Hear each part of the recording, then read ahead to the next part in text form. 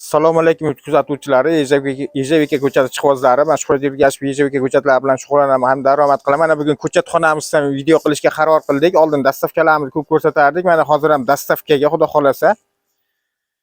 Keyin ko'p savollar bo'ladi. Aka, ko'chatingizni bo'yi qanaqa, tomiri qanaqangi, holati qanaqa deydi. Mana shu mana ko'chatxonamiz. Hozir mana shu yerda 10 mingta qolgan. Bu tomondagilar sotib tugatdik.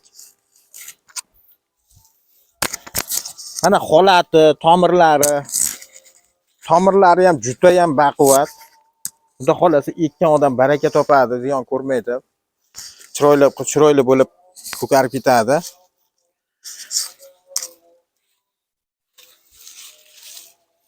Buni yozda olingan mevalar holatini ham video davomimizda qo'yamiz. Uni yozda qilganmiz videosini.